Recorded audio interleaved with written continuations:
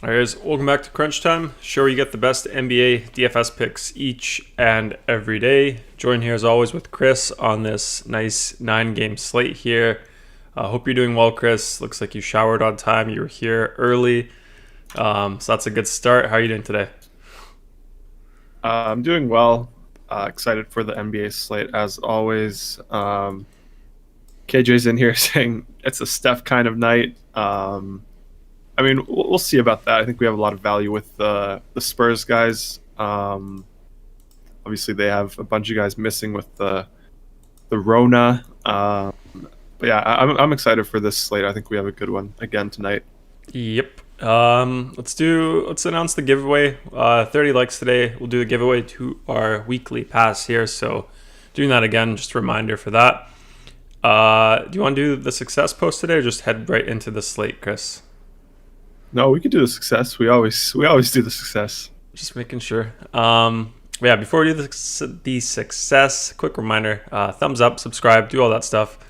And then yeah, success stuff here. Got to scroll up a bit. I think from here, KJ up first. Yeah, I got some NBA, NHL, NBA. What do you want to say, Chris? Yeah, I mean, good results here as always. KJ's been crushing it. Not sure if he's on a trial still. I think he won that weekly pass. I'm not sure if he's still on that, but I mean, he's been crushing. So love to see that. Yep. I got Ghosty here saying, I will be giving my full lineup at 30 likes. I don't think we can do that, Chris. Yeah, I don't know about that one.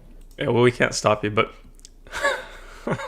yeah. But yeah, we got Trigger up in here next.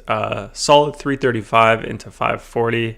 Almost doubled up there, so solid results there. I think he had some sort of error with FanDuel uploading his entries, or is that getting his entries in? I'm not sure. But yeah, FanDuel sometimes messes up, so got to watch out for that. Then Aiden here, he's been killing it in tournaments. Need to get him mid to high stakes. But I mean, these results are still super awesome. $5 to 35. I mean, it's good to see the logo up there in all the tournaments he plays. That's awesome. Yeah, it's like something clicked, hey? Yeah, I mean, good results here. I'm gonna probably play I'm already reserved for the college basketball contest today, just because it's 30 minutes before NBA, so I'm excited for that. Yep. What else we got? Then we got Chris here, 1.7 into 5K. Let's just round it up. But what is that? Like 3K there. That's pretty good. Looks like you hit some of your single entry stuff. Or no, you did your quintuple ups or something. Yeah, so on FanDuel, the big double up and the big quintuple up, they're right next to each other. So I guess yesterday I made the mistake of, well, I usually put like 50 to 75 entries in the big $5 double up. So I guess yesterday I made the mistake. I think I put 53 entries in the quintuple up by accident instead of the double up. I mean, it ended up working. I got super lucky there. But yeah, even if that didn't happen, I think the extra money from that is like $700, so it still would have been like 1,700 to 4K flat. But yeah, definitely got lucky there a bit. Yep. Then got some NHL here. Who do I know here? Shea Weber, McDavid, Noog. What do you call him? Nugent Hopkins? You call them Noog? It's not Noog, it's Nuge. It's Nugent Hopkins. Okay. Those are the guys that I know. I guess I don't know. Nugent Hopkins got that one wrong. Is that even Shea Weber? Yeah, he crushed yesterday. I think he had 2 or 3 points. I think there was one at the end of the game that got disallowed for no reason. I saw a lot of stuff on Twitter about that. But yeah, good stuff here with the NHL team. Yep. Then DraftKings here got the Red Mamba, Kevin Herter. What do you want to say about this one, Chris? Yeah, I mean, ever since I got his top shot, he's just been performing for me. So, I mean, I said it yesterday on the show. Like, there was like I think a 1v1 with Herter versus Gallo. I was like, no way, I'm playing Gallo. Herter ended up playing super well, and then I think I swapped off of Cauley-Stein to Svi here. Obviously, Mikhailuk. He didn't do too well, but I think he beat Willie. So, yeah, I think that helped me a little bit. Yep. Then we got Khalifa in here, 170, 300. Super awesome to see that. Aiden here again, doubled up in his NBA cash. Some NHL here, doubled up there as well. Got Rookie in here. Shout out to Rookie. Railway track. I haven't seen that one. Have you seen this emoji, Chris? Old man hasty. Yeah, where's this from? Is this a default emoji? Probably not. Probably some, I don't know, some hype beast channel he's a part of. I don't know. But wouldn't that mean he has the Discord Nitro upgrade? No, I don't think you need that to post. Do you? Yeah, I think you do. To use other server stickers? I don't think so. I think it's just for the GIFs. Oh, okay. Yeah, Puppy Instructor here, Rookie. Shout out to her. Good results there. Got Hasty here. Can't stop winning. What's the secret, Chris?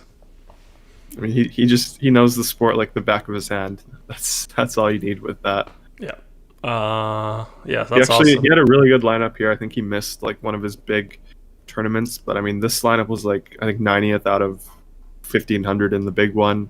The results here aren't great just because in the big tournament I think he had some other people with better teams, but I mean still just a crazy lineup here.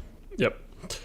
C. Davis in here, Clement in the YouTube chat. Shout out to him. NHL here. Thinks there's some secrets that we're not giving out, but like I said in the Discord in the channel there, I don't know if you're here today, Clement, but like if you have any questions, you can just ask us during the show anytime or in the Discord. Always happy to answer. Always happy to help. So don't need to feel like you're being left out with any of the settings. Like if there's a sport that you don't know about, what the best settings are or ideal settings, just ask and we'll help you out with that. No problem at all. Yeah, I got Mike here, 45 to 90. Love to see that. Days here, killing it in league. Got to wake up early for league or stay up late. But yeah, first place here in the tournament. That's awesome. Yeah, I think we added the position stack thing that allows you to stack the multiplier position. So he did that. He got first. Obviously, it was split here. Still really good results though. Oh, did we recently add that multiplier for league or all sports Yeah, with multipliers? we had it before. Then it went away for some reason. Then we added it back yesterday. Nice. Yeah, let's get into the slate. Let's see who we got here in the chat. I see KJ, Ghosty, Rondo, John Cotter, Hasty again, Thomas Bay in here. Says, wow, Mavs versus Celtics last night, best game of the year. Was it, Chris? I didn't see it. I mean, with Thomas, you never know. I didn't watch the whole game. Obviously, Thomas loves Luka. He says, "Give Doncic the best player title already." I mean, I'm halfway with him. Yesterday, he was talking a little crazy. He said Luka's. I forgot what he said, but he said he's a really good defender, something along the lines of that, or maybe like he gives it his all. And that's where he lost me. I mean, I'm always with Thomas on his takes. I usually think they're actually pretty sharp. But he lost me with the Luka defense take yesterday. Yeah. Did he say anything else about that or just a good defender? I mean, he's a big body for a guard. No, I think he said he gives it his all or something like that. That's what it was. I don't remember. Yeah, I mean, what I've heard from like I think it was JJ Barea. He just called Luka a kid. He was saying how he doesn't take it like super seriously. Like he's not super professional about the whole, like being a professional athlete. He's not taking it super seriously still. So he said that in like a good way. I think like like he has a lot more potential than you see right now if he takes it more seriously. So I mean that's what you hear from his teammates. So I feel like he's probably not giving it his all just yet, especially on defense. Yeah, I got Ghosty in here. Who else we got? David Korea in here says JC took my money last night. Yeah, we got Royal King, Dinda, Vian Jones, Turner. Let's see. I like Dinda's comment here. He says, "Did YBG place last night in 5-3-5?" I mean, I don't know what he played, but if he played the optimal, I think he might have had a chance of shipping it. But I don't think he played the optimal just because we didn't see the post. But I mean, if he played the optimal last night in that contest, I think he would have shipped it. Yeah. See what else we got here. Vian Jones says, Chris, cash twice with Saban. Better run him again tonight, even with the San Antonio chalk. Yeah, I love Saban today again. On DK, obviously he was in play yesterday. Yeah. I didn't love him just because everyone was going to be on him. I liked him more the first day, especially in tournaments. But I think today he's like, we don't have too much value outside of San Antonio. So Saban Lee is popping a lot for us tonight. Yeah, I'm seeing some questionable chat here. Thomas says he gives it his all about Luka. That's all I ask from him. And then Royal King, this one's not questionable. He says, imagine Luka and Jokic on the same team. That'd be pretty nice. But this one from Hasty says, Luka's nice for sure, but not on Joe Ingles level yet. Yeah, I mean, Hasty's a Utah guy, so I mean, can't say anything bad about that. I like Joe Ingles a lot as well. Yeah. I wanted to ask Chris, are you in the Top Shot queue? Right now? Yeah, there's one. There's one now. If you guys want to join, Top I mean, Shot, there's a when queue. when does it start? You gotta let the members know. I mean, I didn't see any message anywhere. Oh, it was like 12 minutes ago. So Yeah, that's just bad from you. I mean, you gotta let the members know in the Discord. yeah, I don't know. Yeah, I'll do a better job next time. I knew before. Yeah, I'll update next time. Yeah, I think I said I I'm would. I'm I'm in 90,000. I'm 90,000 right now. So I mean, no chance I'm getting it.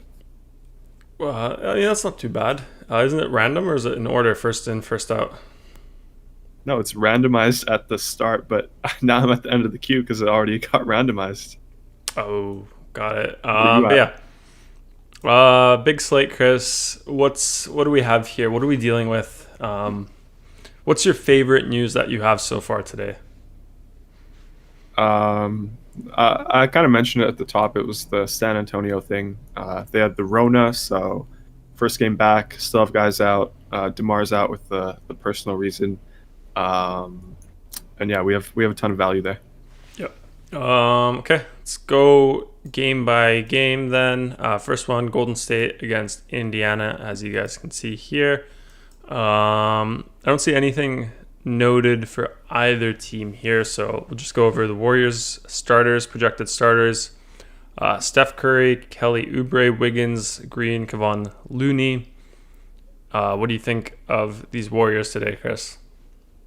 Yeah, so I think this game is actually pretty sneaky tonight. It's the high total game of the night, but I don't think many people will go there in cash games, just because I don't know, there's some mispricing.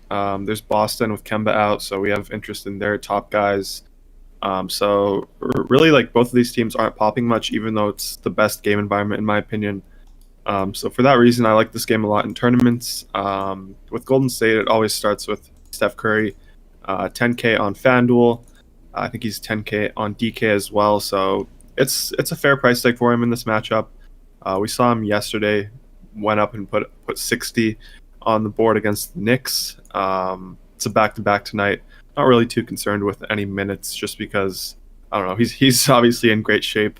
I haven't seen them limit him in the past in back-to-backs, so no concerns there with minutes as long as the game stays close, which it's projected to. So really like Steph in tournaments tonight. Not too high on Oubre and Wiggins here, just because I think they're priced up a little bit. They've been playing pretty well, but I don't know. I don't want to go there today. If I'm playing another Warrior, it's going to be Draymond Green. He's 6.6 on FanDuel, 6.6 on DK as well. So I think he's a really good tournament option there on both sites. He put up 45 last night, so I mean the ceiling is definitely there with him. Always has that triple-double upside. I think for this price tag, he's a really good option in tournaments tonight. Okay. Let's see what we got in the chat. Dennis says can't let Luka go left, force him right. That 11 o'clock spot on the left is his hot spot. Is that how you would guard him, Chris? Well, he was saying that if he goes left, he's a much better scorer, and then if he goes right, he's a much better passer.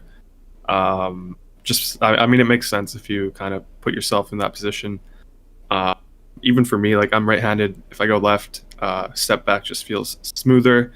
So yeah, I mean, it makes sense. If he goes left, he's a better scorer. Goes right, better passer. I think LeBron has a similar thing like that too. You've got the step back under your belt repertoire. I mean, if you think about it, it's a lot easier to step back as a right-handed shot if you're going left. Wasn't it also easier to shoot like if you're dribbling with your offhand? Just the form? Because Yeah, you're shooting hand. that as well. Huh? Yeah, that too. Yeah. What else we got? He says I'm about that Top Shot life. Wanted that 12-minute edge. I did. I wanted that 12-minute edge over Chris, just so I can get my chance, get ahead of him. Got a question from VN Jones for the chat. Says, who's your favorite player, not your favorite team? His is Zion, and he's a Wizards fan. Who's your favorite player, Chris? One of your favorites? Like I don't know. I don't really have a favorite player. He didn't say Chris. He said Shat. So I mean, I don't know. I like Luka. I like Jokic. I like the playmakers who can also score. I like Paul George a lot. He's one of my favorites. Playoff P. Yeah, Paul George in OKC was probably my favorite player in terms of watching. He was just so smooth when he was in OKC that year. I think it was his second year there. But yeah, that was one of my favorite players to watch. Yep. KJ says Draymond Green kind of night. Fantasy machine. Got a stat line from Draymond Green, Chris. 6'5", 2, 8, 9, 10, 3, 4. Something like that. Yeah. But yeah, let's go other half here. Indiana Pacers. Like I said, nothing noted for either team. Projected starters: Brogdon, Holiday, Justin Holiday, McDermott, Sabonis, and Turner. Anyone here that you like, Chris? Yeah, so like we had the big snub yesterday with Sabonis not making the All-Star team. If you're into narratives, I think that's a decent narrative. The problem with him is he's priced up very high now. He's 9-9 on FanDuel, 10-5 on DK. So it's really hard to get to him, especially in cash games. But I do think he's a really good tournament option here, going up against the Warriors. So he's going to be my favorite play here. But he's just priced a little bit too expensive for me, so it's really hard for me to get there. If we're looking for some value on this team, someone like Justin Holiday on FanDuel, 4-9. They're implied to score 117 points. He plays most of the game. Played 37 last game, 41 the game before. Those both went into OT. I'm not sure if he was in there for OT, but I mean, even if they didn't go to OT, he would still be around 32 to 35 minutes. So I think in this matchup, best team to target in terms of implied team total tonight. So I mean, I don't hate using Justin Holiday as sort of a last piece in FanDuel cash. And then I'll talk about Miles Turner a little bit. He's 6'7" on FanDuel, 6'1" on DK. So the DraftKings price looks pretty appealing to me today. I like that a lot in tournaments. Obviously, Turner is very volatile. He can go for 50 any night. He could go for 5 any night. So, I mean, I really like the 6.1K price tag on Miles Turner on DraftKings tonight in tournaments. Okay. Who are like the main snubs, all-star snubs here? We have Booker, Sabonis. Who else do we have? I don't even know who's on the team, honestly. Like, did Butler make it? Did Bam make it? I don't know. I think Trey Young also didn't make it, but yeah. Trey Young, DeRozan. Yeah. Siakam? No. I think if anyone from the Raptors, Fred? probably Freddie. But yeah, I don't know if he's a snub really. Like I would put Simmons ahead of him. Best record for the Sixers. Yeah. I wouldn't think call Simmons, Fred a snub or Siakam or anyone there. Yeah, I think Simmons is pretty underrated now. Like everyone loves to hate on him, but like if you watch the games, he's super solid. He's definitely a difference maker, even if he's not putting up big numbers.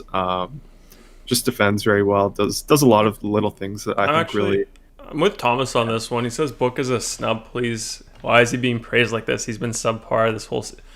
I mean, like he's good, but I agree. Like I feel like there's better. Like I would take Sabonis over Booker, as the snub, bigger snub there by far. Yeah, I mean different conference obviously, but yeah, if you're going off of like biggest snub, yeah, I wouldn't put Booker there.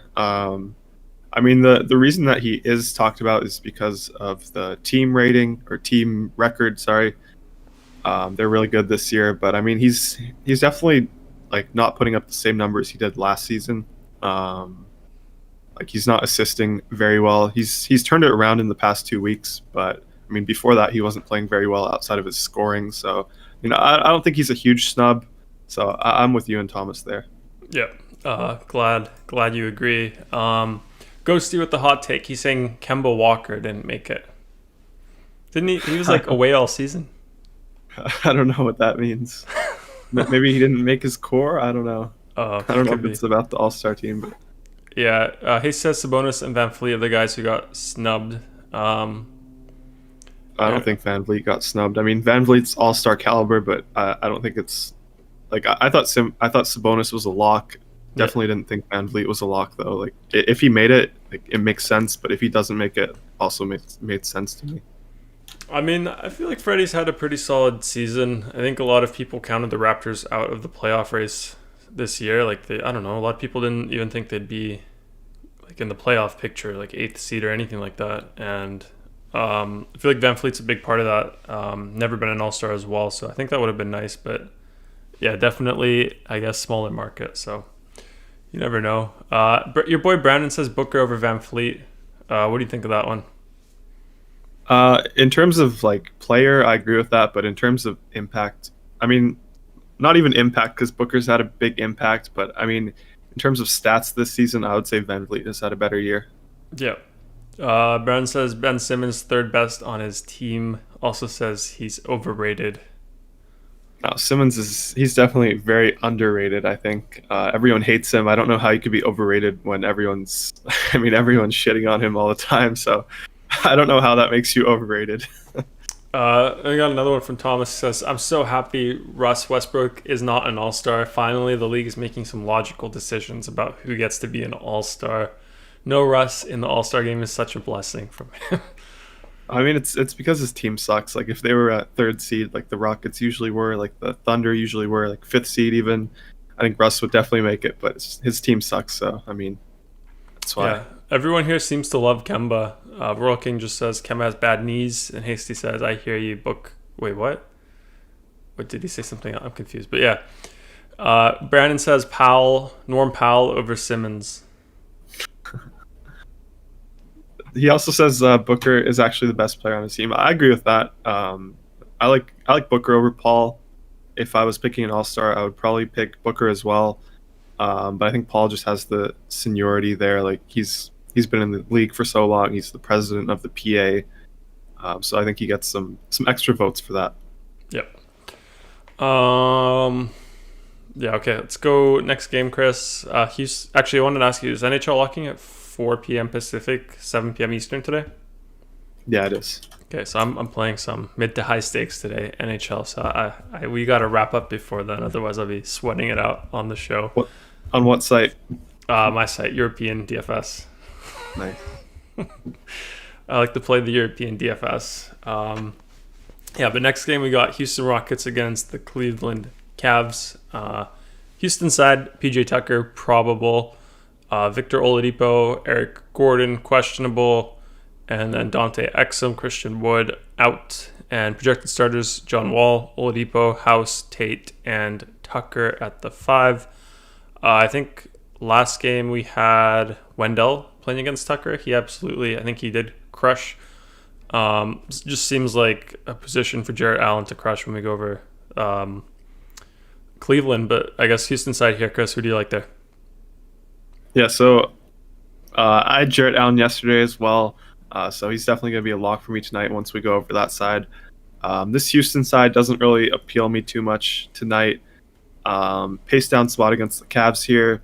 They have guys questionable, so we don't know the status of Oladipo and Gordon yet. If they're in, that hurts John Wall, who's kind of priced where he should be. If they're out, John Wall becomes a good play. But at the same time, I prefer Spurs guys at the guard position, so not really landing on any Rockets tonight. Okay, about John Wall, I think he had like 23 or something in like the quarter. Ended up last game with 27. What happened to John Wall there? Did you watch that game? Yeah, so they got blown out. Only got 26 minutes. Like if you look at his production per minute, he still got over a point per minute. So if the game was close against the Bulls, like it probably should have been, then yeah, he definitely would have gotten there. But yeah, he had a very hot start, I think, and then the second quarter and beginning of third, he didn't do too much. But I mean, the game kind of got out of hand for them. Okay. Cleveland then, Taurean Prince, probable. Kevin Love is out. Projected starters, Darius Garland, Colin Sexton, Isaiah Okoro, Taurean Prince, and Jarrett Allen here. Like I said, looks like a good spot for him with the undersized Houston, front court. Yeah, so you like Allen, I know that. You liked him the other day as well. Who do you like here alongside Allen, if anyone? Yeah, so Allen's going to be my main guy tonight from this team. He's going to be a lock for me on both sites, most likely, especially in cash games. 7-7 on DK, 7-6 on FanDuel. We saw yesterday he played 33 minutes, so he didn't get those 42 minutes he got the game before, but he still put up 48 fantasy points.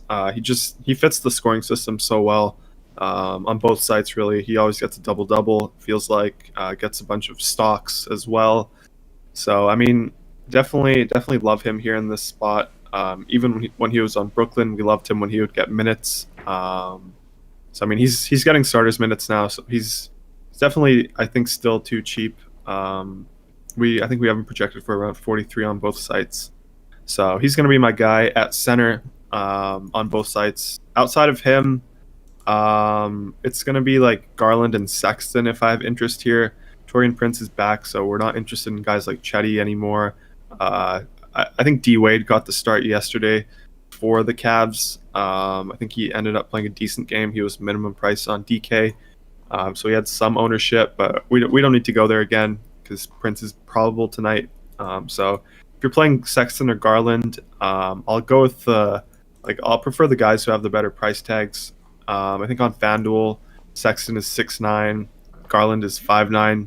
If I had to pick between the two, I would go with Garland. He's been playing huge minutes recently. Played 43 last night, 38 the game before, 35 before that, and then 40 before that. So, I mean, minutes are definitely there for him. I really like watching him play. Like, he's a really good shooter from the outside, in my opinion. Just like every time I see him shoot, it always feels like it goes in. So I'm a fan of Garland. Sexton, I don't know how I feel about him. He's a chucker. He doesn't do much outside of scoring. Probably defends well, but I mean, he doesn't get too many stocks for us. So I mean, outside of scoring, it seems like he never really does much. And he's kind of priced a little too high for me. I think if you're playing him, you can play him on FanDuel for 6'9". But his DraftKings price of 7.4 I think is too much for me here. And then Garland on DraftKings is 6.5 there, so I think that's a little too expensive for me as well. So if I'm playing Sexton or Garland, I'm gonna do it on FanDuel. Okay, some comments. Vian Jones, if Gordon and Depot are out, Nwaba better price per dollar play than John Wall. Yeah, I mean, he's put up some big games. He had a 30% usage rate last game. I probably don't expect that to happen again. I assume he got most of his production in the garbage time, so I don't know. Like he's priced up now, 5-1. Maybe if he starts, we'll have some interest there, but I just have to wait for the news before I make a decision on the Rockets. Okay. Then Thomas here says the day Sexton averages 5 assists per game is the day he becomes a billionaire. He's wondering, is 5 assists per game too much to ask for a guy who has the ball that much? I mean, he's a chucker, so it doesn't seem like he wants to pass the ball too much. So I don't think he's going to be averaging 5 assists.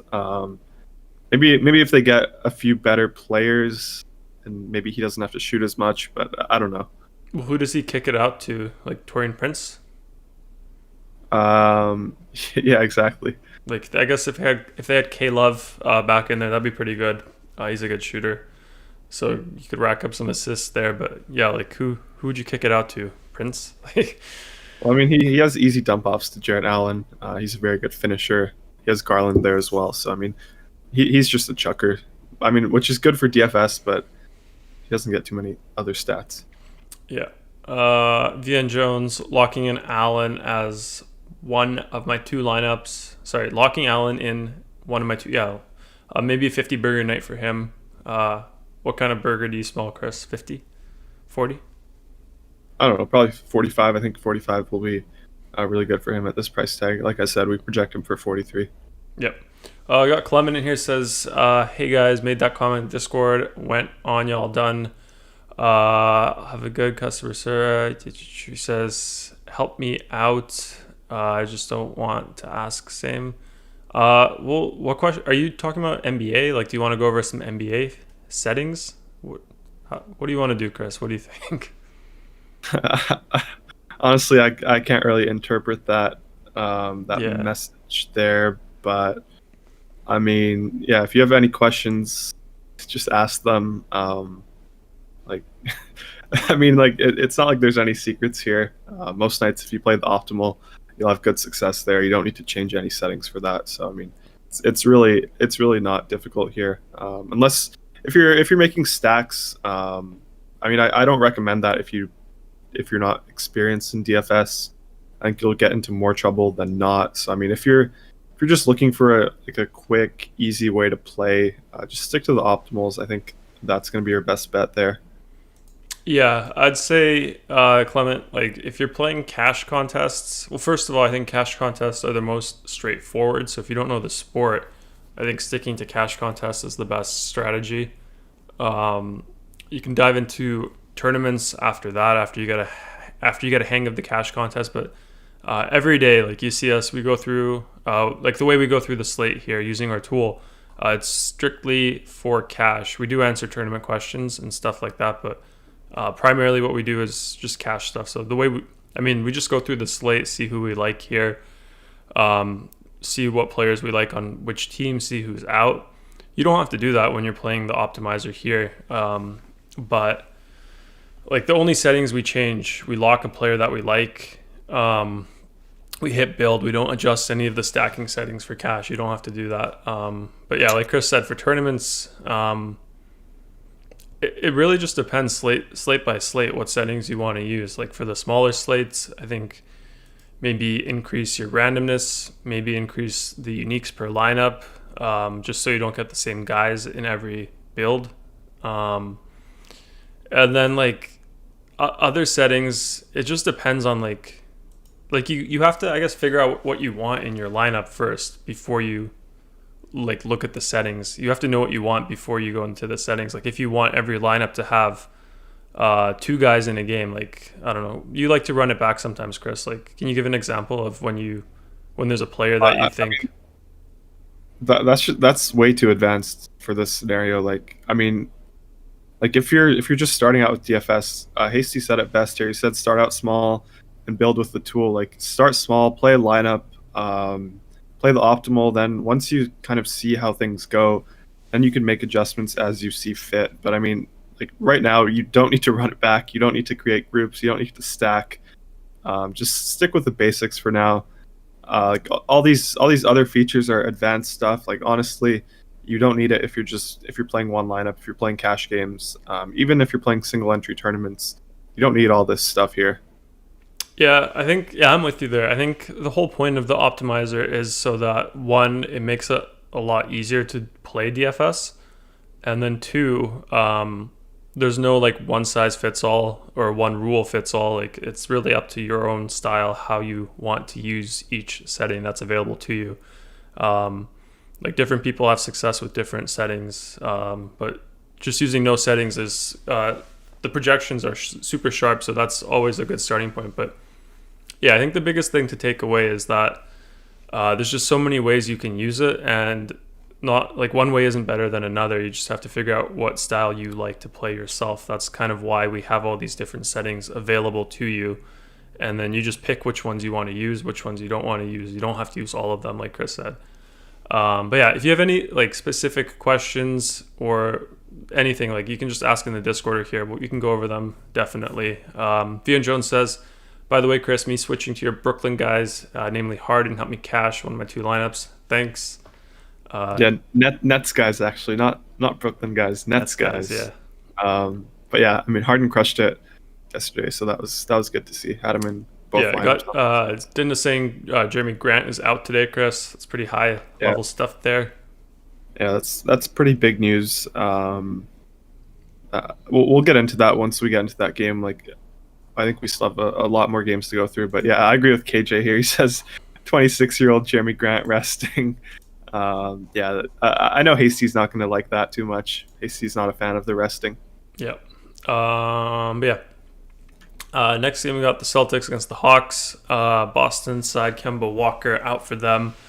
Projected starters, Peyton Pritchard, Brown, Tatum, Tice, and Thompson. I like saying those three names. 3 T's always sounds good. But yeah, who do you like here, Chris, on the Celtics side? So for me, for the most part, I'm not too interested in Pritchard today. I think we have better value with the Spurs guys. We have this Detroit value that just opened up as well. So for me, it's just going to be the main two guys here in Jaylen Brown and Jason Tatum. I'll start on FanDuel. Tatum is 9.4, Brown is 8.4, so really good price tags on them for this matchup. No Kemba Walker, no Marcus Smart, obviously. So, I mean, I think they're a little too cheap here. We got a tight spread. They're implied to score 113. So, I mean, it's not a great, like, super high implied team total, but it's still decent. No Kemba means the ball is going to be in Tatum and Brown's hands all night. On DK, Tatum is 9.2, Brown is 8.4 there. So, really good plays there. They're two of my favorite spend ups on this slate, on both sides, really. If I had to pick between them, I would go with Tatum. I just think even though he's more expensive, I think he's the better player in terms of fantasy production. Just seems like he has a safer floor. But Brown's been crushing it as well. So, I mean, can't go wrong with either of them. But those two are going to be my main guys from the Celtics tonight. Like, I don't want to touch the front court with Tice Thompson and Time Lord in. I'm not interested there. Peyton Pritchard, like I said at the start when I went over them, I just prefer the Spurs value instead. Okay. Actually, I just wanted to say I wanted to touch up on Clement's question quickly. Easiest way, like when I first started playing with optimizers multi-entry, like the easiest way to get into it, I think, is just hit build right away. Like, don't change any settings. Do that. I'll just show it right now. I'm just thinking about it, like what the easiest way to get into it, like getting some advantage out of an optimizer with as few settings.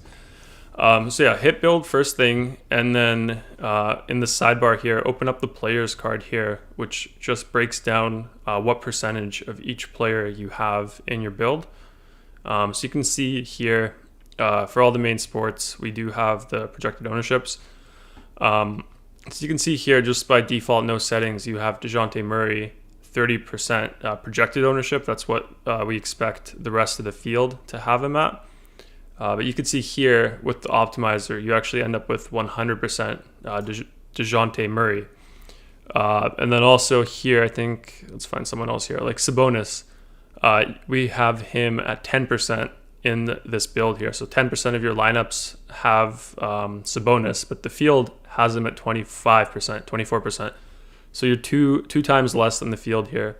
So just like a super, super, super easy way to get into tournaments is like if you look at this and you're like, like I like Sabonis today. I think he will go off. Like I think he's going to get 55 or 50 points. Like I really want him in all my lineups, or I want him in more lineups than the rest of the field. Super easy thing you can do is you can just go here, minimum column, and just switch it to 50%. What that'll do is that's going to make it so 50% of your lineups are going to have Sabonis, which is 2 times over the field, and that's an adjustment that you made because you know something about Sabonis, or you have a feeling he's going to do well. Same thing here, like if you don't like Patty Mills for whatever reason, or let's just say you don't like SGA today for whatever reason, you could limit him to, because right now you get him in 95% of your lineups. Maybe you're not comfortable. You could just switch that to 25, match the field there, and then just like that, that changes a lot of the build here. So you can just do that player by player, just adjusting the minimum and maximum. So you can even do that with players that aren't showing up, like even in here, like if you go back to the player pool, I don't think we have like Pritchard in here, for example. Like if you wanted to play Pritchard for whatever reason, you could go here and then switch him to like 20%. So now 20% of your lineups are going to have Pritchard. So just messing with the minimum and maximum is a easy way to get into, I guess, configuring the optimals with the tool. I just wanted to say that. But yeah, let's go Atlanta side. Over there we have Cam Reddish doubtful, John Collins questionable, projected starters Trey Young, Kevin Huerter, Tony Snell, John Collins, Clint Capella. Who do you like there, Chris? Yeah, so we got the concussion to watch out for John Collins. So if he's out, I think Clint Capella might become a really good tournament option tonight. I still prefer Jarrett Allen over him in cash games, even if John Collins is out, but Clint will become a very good tournament play if that happens. Trey Young, I always mention him up top on the Hawks. He keeps putting up huge games. He has the ceiling, has the floor, doesn't really get treated as a superstar in the DFS world. Always goes a little under-owned, in my opinion. So really like Trey Young in tournaments always. And then I mean, like we can play Kevin Huerter again. I'm probably more high on it on DraftKings. He's 5.4K there. On FanDuel, we have shooting guards like SGA and Lonnie Walker who are popping a lot, so we don't really need Huerter there. But on DK, I think he's a decent option as sort of a last piece. Not my favorite play today. It's kind of a tough matchup against Boston here. But with Reddish doubtful, Hunter out, Herter's floor of minutes is kind of safer. Said the same thing last night. He ended up playing 37 minutes. So, I mean, if he gets 37 minutes here for 5.4K, and then John Collins ends up being ruled out, that's a bump for Herter as well. So I think he's a decent option as the last piece in cash games. But I think for me, for now, I'm going to stick to Trey Young in tournaments. And then if John Collins gets ruled out, really like Clint Capella. I think he's probably more of a DK play just because he's center. You can't play two centers on FanDuel. So he's 7.8K there on DK. Definitely don't mind that price tag in cash games. Okay, jump into the next game. We have Toronto Raptors, Miami Heat. Let's see. Let's go over Toronto first. We got Kyle Lowry, probable, missed the last game with the thumb for them. Projected starters, we have Kalo, Fred VanVleet, Norm Powell, OG Anunoby, and Siakam at the 5. He's been playing the 5 quite a bit lately. I watched the game yesterday. He was guarding Embiid a bit. So that's pretty interesting to see. I feel like he could definitely deal with Adebayo if he could deal with Embiid. Size difference there. But yeah, on the Raptors side here, Chris, who do you like with Lowry back in? Probably back in. Yeah, with Lowry back in, I'm not interested in this team. They have a very low implied team total at 106. Back to back as well. If you want to play the All-Star snub narrative with VanVleet, go for it. He's 8.2K on FanDuel, so not a bad price tag there. Like he always seems to get there with his stocks. Like somehow he gets like 5 a game in his ceiling games. But yeah, he's a decent option here. I'm probably not going to land on him myself. I prefer SGA as a spend up at shooting guard over him. I prefer some of these Spurs guys as well in terms of value at shooting guard. So probably not going to land on VanVleet and really not going to land on many Raptors here tonight. Okay. Any tournament picks for you from this side, Chris? No, I mean, I don't love targeting teams with 106 implied team totals when they're healthy, in tournaments especially. We need the high scores. Yeah, makes sense. Okay, Miami Heat side, we have Hero, Chris Silva, Goran Dragic, all questionable tags, and then Gabe Vincent, probable tag. Projected starters, we have K. Nunn, Butler, Robinson, Olynyk, and Bam Adebayo. Is Adebayo All-Star? I don't know. Like I said, I don't really pay attention to the All-Star. I'll look this up. But yeah, who do you like here, Chris? I'm going to look that up. Yeah, same thing as the Raptors. Like this game has the lowest over-under on the slate. I'm really not too interested in it. If we get news that Hero and Dragic are out tonight, they're both questionable. Then we could play Nunn again. He's 5'6" on FanDuel. DK, he's 6'1". So I mean, he crushes when both of those guys are out. We saw it, I think, last game. He went up for 50 points, played 41 minutes. So I think he'll definitely be coming play. But for now, I'm going to expect Hero and Dragic to play. So really don't want to target these guys. Yep. He says, All-Star snub revenge, a solid narrative bet on yourself for Freddie. Steady Freddie. World King says, how successful do you think it'll be using one of those cash lineups for a single entry tournament on FanDuel? I mean, that's what I do. Like if you're not on the Discord, you can check out my results. I play all the single entry stuff, so I mean, definitely you can definitely have some success there. Just be careful if you're playing the teams on the show. Be careful just because news changes like crazy in the NBA. So I mean, you definitely need the most up-to-date projections if you're doing that. Yep. Next game, San Antonio. Let me just load it up. San Antonio against. I gotta refresh it. San Antonio against OKC. Let's see. I need to open up the starters. Okay, San Antonio side, we have Rudy Gay out for them. DeMar DeRozan also out. Vassell out. Weatherspoon out. Keldon Johnson out. And Derek White out. And then LMA marked as in. So lots of guys missing there. Projected starters, we have DeJounte Murray, Patty Mills, Lonnie Walker, LMA, and Jakob Poeltl. Who do you like here? Lots of guys missing, Chris. Yeah, so lots of guys missing means that I have a ton of interest in this team, especially in their guards here. So DeMar's out, Keldon's out, Derek White is out, Rudy Gay is out. So those are pretty big names. So DeJounte is going to be one of my favorite plays on both sites. Currently have him locked in. He's 7.5K on FanDuel, 7.4 on DK. We've seen him crush in games that Derek White has missed. Now we get DeMar out, so I mean, the ball's going to be in his hands the entire game, assuming we don't get some crazy stuff happening from Greg Popovich, which we do get sometimes. I mean, if you haven't been watched or playing DFS for a long time, like we have these spots where guys miss for the Spurs, and then Popovich just does some crazy things. Like he'll run Trey Jones out there instead of DeJounte Murray. He'll start like the second unit in the second half in these games where they have guys missing. So I mean, that's really the only way that I think they don't get there. So I mean, I'm not going to assume that, but it's just something to be careful about. After DeJounte Murray here, I love Patty Mills. He's 3.8 on FanDuel, 4.3 on DK. He's one of my favorite value plays today. Just super solid floor here in my opinion. Great ceiling as well. He's going to have the ball in his hands a lot, along with Murray here, with the guys missing. So he's one of my favorite value plays. As much as I hate to say it, Marcus Aldridge is also in play tonight. 5.6 on FanDuel, Cam 6K on. Cam Reddish out. Yeah, so he was doubtful, so that's as expected. Yep. LaMarcus Aldridge here, 6K on DK, 5.6 on FanDuel. Like I said, as much as I hate to say it, I think we have to do it in this scenario with Keldon and Rudy Gay out. It just becomes a really good spot for LaMarcus Aldridge. Expect him to shoot 15 plus times tonight.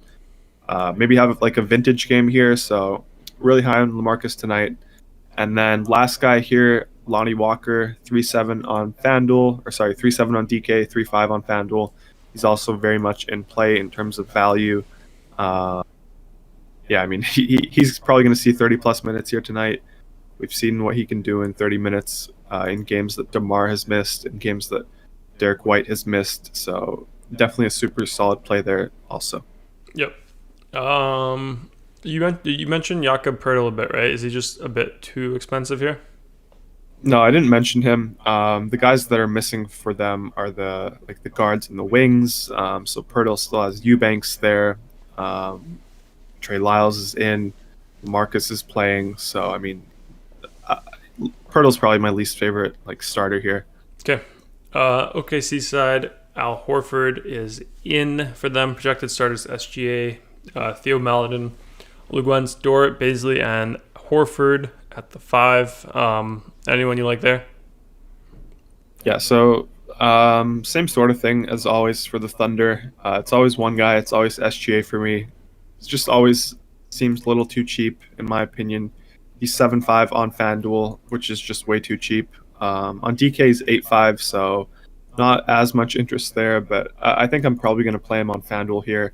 He's been playing really well also. Plays around 35 per game. For 7.5K, he only needs 37.5 points to hit 5x value. So, I mean, it's a really good spot here for SGA. I think he's super safe in cash games. Not sure how we'll handle it now that we have this Jeremy Grant news. SGA and Lonnie Walker are both shooting guards, and then now we have Josh Jackson, who I think will become one of the best plays on the slate. He's also a shooting guard on FanDuel, so I'm not sure which one I'm going to fade. I'm just kind of going to wait for the projections to update for that. And then, I think it's just SGA here for me. Okay. See some comments here. I think David Correa says, essays, I guess that's San Antonio. 19 days of good chance of getting popped tonight. Yeah, definitely. We definitely have a good chance. He says Pop coaches those boys up. Adam Foster says Jeremy Grant resting tonight. Hasty response 26 and resting 10 days off. Oh yeah, they had 10 days off, did they? The Spurs. Yeah, they did. They're the Rona team tonight. Yeah. Dinda says YBG reported in fans are nervous. Yeah, I mean, probably didn't do too well in the 5-3-5 yesterday. Just we haven't heard from him yet. So, I mean, if like I said, if he played the optimal, he would have gotten there. Yeah. But yeah, we're nervous for him. We haven't heard from him. Yeah, next game. Let me click the filter here. Yeah, Minnesota Timberwolves, Chicago Bulls. Let's go over Minnesota first. Jarrett Culver marked as probable, and then projected starters. We have Rubio, Malik Beasley, Ant-Man, Catman, and Vanderbilt. Who do you like to hear, Chris? So we have this matchup against the Bulls. I always say I love targeting bigs against the Bulls. So we have Cat here, no different. He's 9-7 on both sites. I think it's a really good matchup for him here. Yeah, I mean, he's their main guy. He gets this matchup against the Bulls that we always love to take advantage of. So I do have interest in him. Currently not landing on him in cash games just because he feels a little too expensive for me. I might be able to get there now that I have some of this Detroit value. But I still think I kind of prefer Jarrett Allen for $2,000 less. I think he's just a better play point per dollar wise tonight. Cat is on a back-to-back here as well, so I mean, not sure if they're gonna limit him at all with the minutes. It's a new coach, so I have no idea. He's probably going to be the main guy here for me. Obviously, the offense runs through him. Anthony Edwards has kind of been trending downwards recently in terms of production. Obviously, with Cat back, that hurts him. So not too interested there. I think he's a little too expensive for me.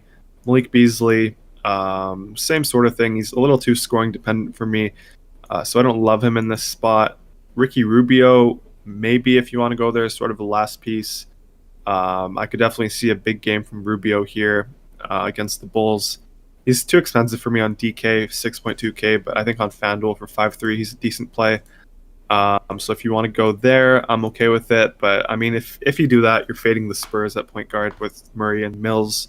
So I mean, it's hard for me to do. So if I'm playing one of these guys, it's going to be Cat. Okay.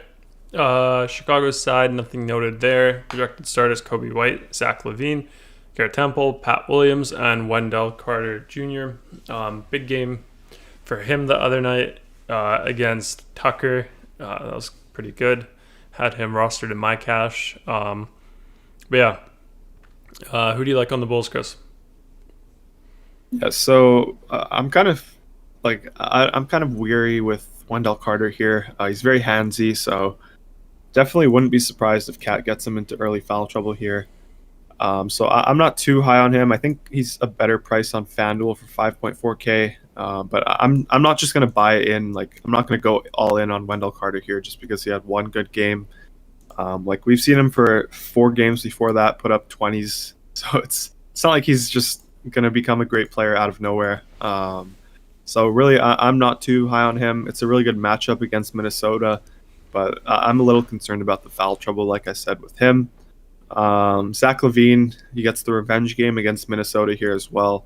So I think he's a really good option. He's a little too priced up in my opinion, but I mean, we've seen the ceiling he has. Really like him in tournaments tonight. He's 9.6 on DK, 9.8 on FanDuel. He's kind of in that Trey Young range, where no one really wants to play him at this price tag, but he's been producing, so I think he's a decent option. Really good matchup for him here.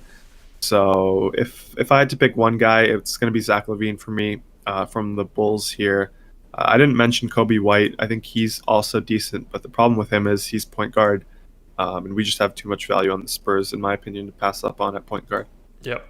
Okay, let's load up the next game. I think it's Detroit, New Orleans. Give me a second. Seeing a comment from Dinda says, no players with man buns. Come on. Referring to Rubio, Chris. If you had to make an NBA all man bun team, who would make the cut? Like, we have Noah, we have Baines, we have Rubio. Who do we have? We have Kelly Olynyk. Who else do we have, Chris? Did you look that up? I can't think of any players. I looked some of it up. Oh, we had Lynn as well. Who else do we have there? Trying to look through this. I mean, those are the ones that I know. Yeah, Hasty said he's with F Dinda on that. I know Hasty hates them. Yeah, Hasty likes the clean cuts, the army cuts. Hasty's all about that life. I think I listed like a full squad there. You got Lane and Rubio as your backcourt. You got Noah. You got Baines and Olynyk front court. That's a full squad right there. All Baines. Huh? Most of those guys don't have long hair anymore. Yeah. Baines has short hair now. But yeah, I don't know. Those are just the names I could think of. If you put that hair back on them, it would be an all-man bun team. But yeah, next game, Pistons, Pelicans. Detroit side first. Blake Griffin out for them. Grant out, as we just found out. And Ellington marked as probable. So projected starters, we have Dennis Smith Jr., Ellington, Sneak Bay, Dumbuya, and Plumlee. Who do you like here, Chris? Yeah, so this is the team that's I don't know. I'm very interested in them now. Obviously, Grant is out here, so I don't know. We'll have to see who they start in his place. Like, I wouldn't be surprised if Josh Jackson starts there. I'm very interested in Josh Jackson tonight. Now, his usage rate is really high. I played him last night, like with DeLon Wright, Blake Griffin, Derrick Rose, all off the team now. Well, obviously DeLon Wright's not off the team, but he's out. Josh Jackson has kind of taken over this second unit role. He had a 30% usage rate last game, 35 the game before that. He's been shooting a ton, 17 last game, 23 the time before that. He's 5.1K on FanDuel, so I think we got to play that play there. He's 6K on DK. I think we got to play that as well with Grant out. So he's probably going to be my favorite guy here with the news. And then we have Saben Lee as well. He's just a lock on DK for his price tag, 3.8K over there. On FanDuel, he's 5K. I probably don't expect him to start again. I feel like they kind of like starting Dennis Smith Jr. and then letting Saben Lee come in and kind of play the rest of the half out. So I don't know. I kind of wanted to mention it yesterday. I really like the spot for Dennis Smith Jr. just because I like it when a player is super chalky and then busts, so everyone's going to be off of them. So I didn't mention that yesterday on the show with Dennis Smith Jr., but I think that was a good spot. I think it's a decent spot again for Dennis Smith Jr. in tournaments. Everyone's going to be on Saben Lee, especially on DraftKings. I think Dennis Smith Jr. is definitely a solid pivot there. Like, if he comes out hot, if he comes out like playing super well, I think maybe he'll get more minutes than Saben Lee. I'm not saying fade Saben Lee by any means, but I think Dennis Smith Jr. is a really good option in tournaments tonight. Obviously in cash, I'm going to have Saben Lee for sure on DraftKings. And then, Sadiq Bey, another guy who's going to probably be interesting now again. He's been starting ever since Blake Griffin has been out. He's 5'3" on both sites, I think, so not sure if I'll be able to get there. We'll have to wait and see, I guess, on the projections, but he's definitely in play here as well. Mason Plumlee, last guy I'll mention on the Pistons here. He's 6'4" on FanDuel, 6'4" on DK, 7K on FanDuel, so he's in play as well. The problem with him is he's center only, so kind of hard to fit him in. But if you want to kind of pivot, make a tournament pivot, I think he's in play. Okay. Hasty liked that starting 5-man bun squad, Chris. Dakota said Steven Adams, but I don't think he doesn't man bun it, does he? Yeah, he said actually I don't think he would bun it up. Yeah. Hasty else says man bun center pushing Kelly O'Canada to the bench. He has bunned before. Has he? Adams, yeah, I think he has on OKC. I'm not really sure what he has going right now. Yeah, they'll probably push. Who'd that push to the bench then? I guess prime Noah, you'd want him in there, not like recent memory Noah. If it's recent memory Noah, I'd put Noah on the bench, put in Kelly there instead. But yeah, that'd be my starting 5. Thomas Base says, what did he say? Stan Van Gundy revenge narrative game tonight. He says Van Gundy revenge game narrative. Do you guys like the Pelicans winning for their coach tonight? I mean, didn't he coach Detroit like 5, 6 years ago? I don't know if it was too recent. Maybe it was like 3, 4 years ago. I think it's been a while. You I'm don't not think sure. the players are going to rally behind that? Well, I mean, the Pelicans have an 11.5 point spread anyways, so I don't think they need too much more motivation to beat this depleted Pistons squad. Yeah, Thomas says they would play for Alvin instead of Stan. Yeah. Let's see. Hasiel says Pels have no heart, and then he says or soul. Do you like the Pelicans they're now? Still young. Give them some time. How much more time? Like A few years. you always say, give them more Reach their time with prime? Lonzo Ball. Huh? How much more time do you want? They've been playing what? Well, I guess they just got I mean, Zion there. he's 23 years old, so he hasn't hit his prime yet. So yeah, give him some more time. Okay. Let's see. Yeah, Hasty says he was happy to leave Detroit like everyone else those days. Yeah, I mean, Or these days. True. Yeah, let's go Pelicans side first. Got the Warriors starting five. Pelicans, we have JJ Redick, probable. Steven Adams, probable. Projected starters, your boy Chris, Lonzo Ball, Eric Bledsoe, BI, Zion, and Adams. Who do you like there? Yeah, so Vian Jones probably said my favorite play here tonight. It's going to be Josh Hart. He's 4.7 on FanDuel, 4.9 on DK. I like the FanDuel price a little more. Not sure if I'm going to end up playing him, but he's currently in the optimal on FanDuel. So I do like that a lot. He rebounds the ball well. I think we had a comment from Hasty before saying he's not an exercise guy, but I was kind of digging into it a little earlier today. He has a very low usage rate. Like if he wasn't getting these rebounds, he wouldn't be getting too many like touches. So I am a little concerned about him being an exercise guy here tonight, but I think the price is right. He could get blowout run as well here, like Vian Jones said. So I do like Josh Hart here tonight. Zion and Ingram, not really landing on them here. It's a pace down spot against the Pistons. We got a huge spread here, so I mean, if they're going to limit their minutes at all, this is going to be the game to do so in. So I don't really want to touch them. Lonzo a little too expensive for me. So it's mostly Hart here that I have interest in. Yeah.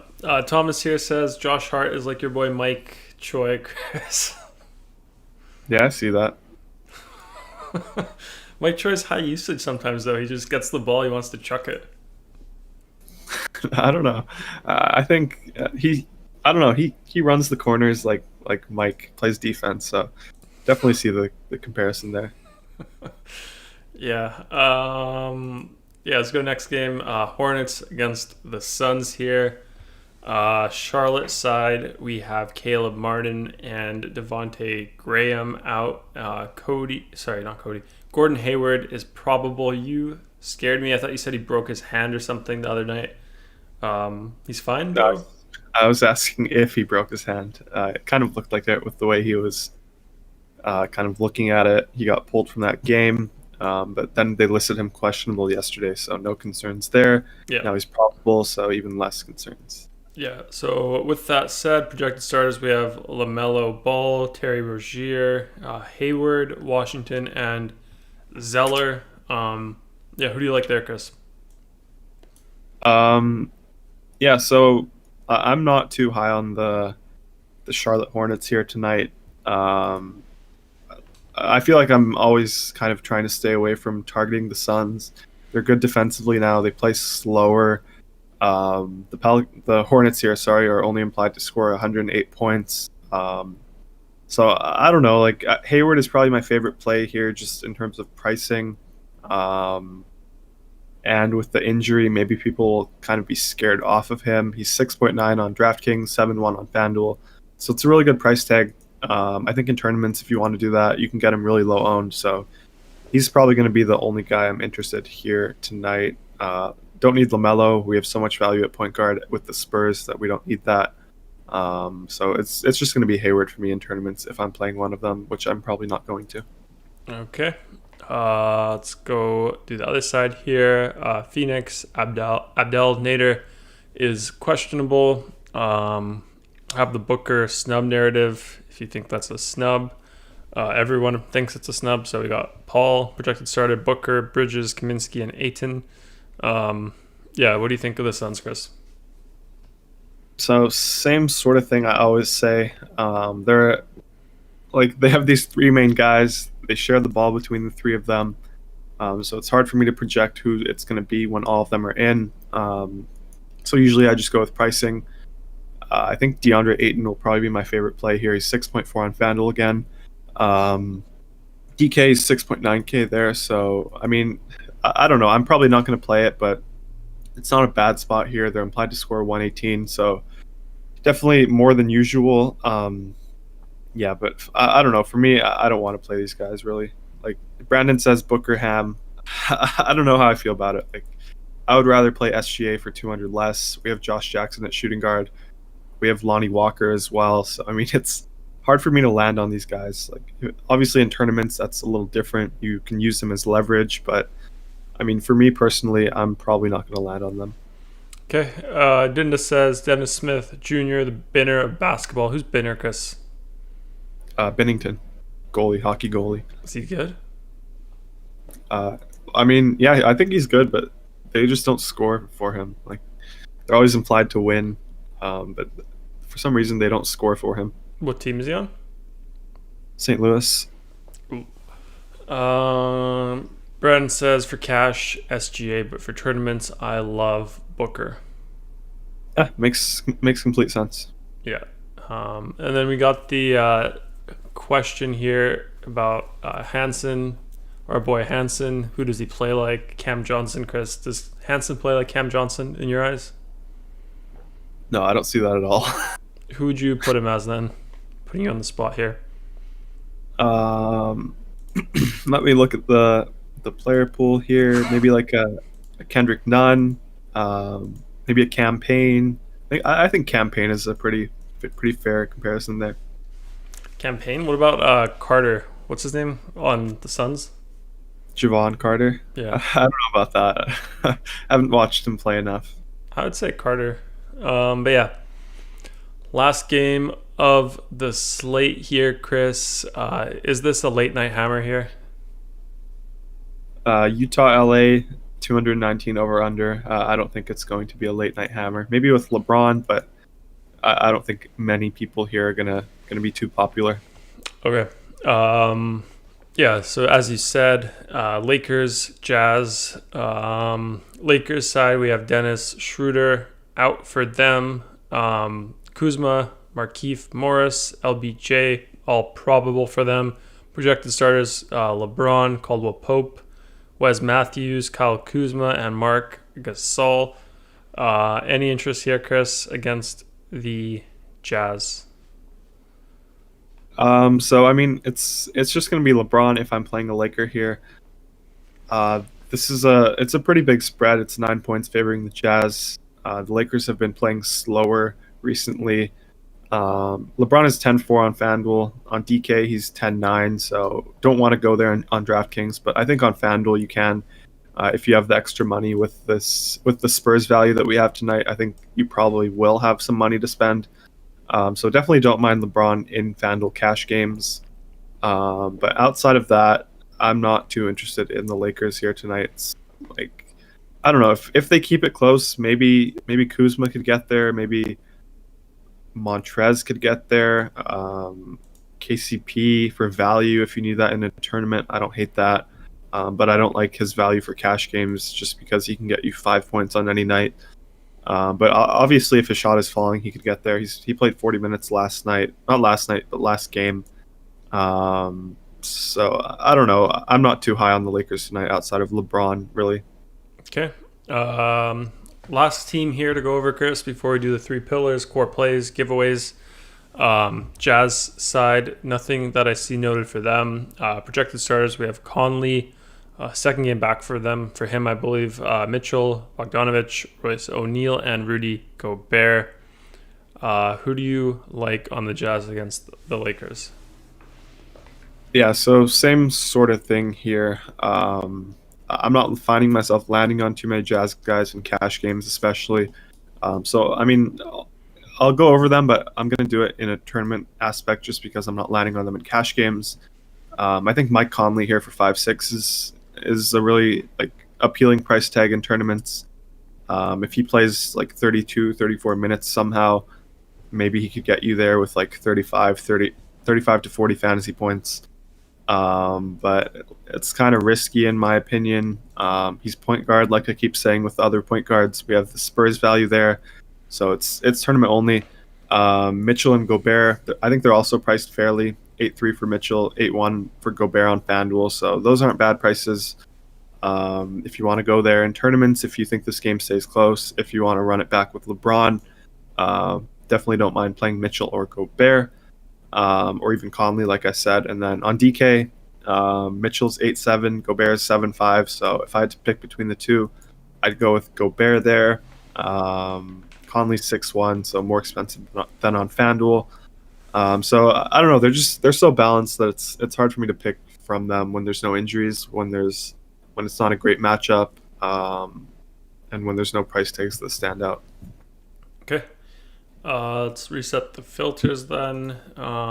Get into we got news that Tyler Hero is out and Goran Dragic is in. Yeah. What do you have to say about that?